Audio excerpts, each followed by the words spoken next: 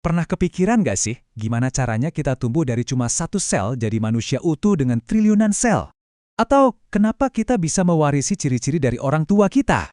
Nah, jawabannya itu terletak pada dua proses yang luar biasa, pembelahan sel. Hari ini kita akan bedah tuntas mitosis dan meiosis, dua mesin fundamental yang jadi motor penggerak kehidupan. Coba bayangkan, gimana caranya satu sel bisa jadi triliunan? Ini bukan sekedar pertanyaan biasa. Ini adalah inti dari cara kerja tubuh kita. Skalanya itu, wow, sulit banget dibayangkan. Tapi, kuncinya ada pada dua proses yang kelihatannya mirip, tapi sebenarnya sangat berbeda, mitosis dan meiosis. Oke, semua drama ini dimulai dari sini, di dalam nukleus. Anggap aja ini kayak pusat komando atau otaknya sel. Disinilah semua cetak biru genetik, yaitu DNA, disimpan.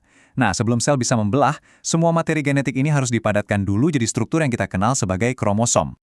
Baik, mari kita mulai dengan proses yang pertama, mitosis. Cara paling gampang buat ngertiin mitosis adalah dengan membayangkannya sebagai mesin fotokopi seluler. Tujuannya cuma satu, menciptakan salinan yang persis sama, titik. Terus kenapa sih sel perlu bikin salinan yang identik? Nah, ini adalah mekanisme tubuh kita untuk bertumbuh, untuk menyembuhkan luka, atau ya simpelnya buat gantiin sel-sel yang udah tua dan aus setiap hari. Setiap kali kulit Anda ganti baru atau tulang Anda bertambah panjang, itu semua adalah hasil kerja keras mitosis. Prosesnya ini bisa dibilang seperti sebuah tarian yang teratur dalam 4 babak. Pertama, di profase, DNA memadat jadi kromosom yang bisa kita lihat. Terus di metafase, ke-46 kromosom itu berbaris rapi banget di tengah sel. Nah, momen kuncinya ada di anafase. Salinan-salinan identik ini ditarik ke kutub yang berlawanan, dan akhirnya di telofase. Selnya pun membelah jadi 2. Selesai. Dan ini dia poin terpentingnya. Hasil akhirnya adalah 2 sel anakan yang secara genetik 100% identik. Betul-betul duplikat sempurna. Masing-masing punya set lengkap 46 kromosom yang secara ilmiah kita sebut diploid. Proses inilah yang memastikan setiap sel di tubuh kita, dari sel kulit sampai sel hati, punya informasi genetik yang sama persis. Nah, sekarang mari kita beralih ke proses kedua, yaitu meiosis. Kalau tadi mitosis itu mesin fotokopi, meiosis ini lebih cocok disebut sebagai pengocok kartu genetik. Tujuannya beda banget dan prosesnya juga jauh lebih kompleks. Meiosis ini adalah proses yang sangat terspesialisasi. Dia cuma terjadi di organ reproduksi kita dan tujuannya juga cuma satu, memproduksi gamet.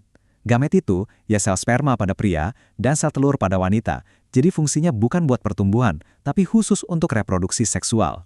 Disinilah letak keunikan meiosis.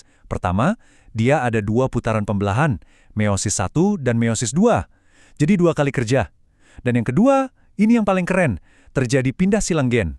Bayangin aja, kromosom yang berpasangan itu saling berpelukan terus tukeran beberapa bagian DNA.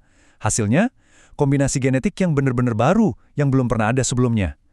Inilah sumber utama kenapa kita semua bisa berbeda-beda. Jadi apa hasil akhirnya?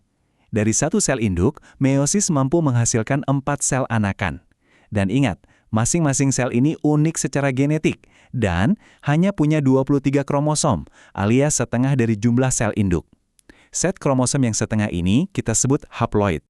Oke, kita udah bahas keduanya satu persatu. Sekarang waktunya kita bandingkan langsung head to head. Disinilah semua perbedaannya bakal kelihatan jelas banget. Dua analogi ini benar-benar merangkum perbedaan inti keduanya. Mitosis itu semua tentang konsistensi dan stabilitas, membuat salinan yang sama persis untuk menjaga tubuh. Sedangkan meiosis itu semua tentang keragaman dan variasi, menciptakan kombinasi baru untuk generasi selanjutnya. Nah, tabel ini merangkum semuanya dengan sangat rapi. Coba kita lihat kontrasnya. Lokasinya beda, yang satu di sel tubuh, yang satu di sel reproduksi. Tujuannya beda, yang satu buat tumbuh, yang satu buat bikin gamet. Jumlah pembelahannya, jumlah sel anaknya, jumlah kromosomnya, semuanya berbeda. Intinya, mitosis itu menjaga agar di dalam satu individu semuanya sama, sedangkan meiosis itu memastikan antar individu dalam satu spesies jadi beragam. Jadi, setelah kita melihat semua detail teknisnya, ayo kita coba mundur sedikit dan lihat gambaran besarnya. Kenapa dua proses mikroskopis ini jadi sangat-sangat fundamental bagi keberadaan kita sebagai manusia? Jawabannya, karena keduanya adalah pilar kehidupan. Ini dia intinya.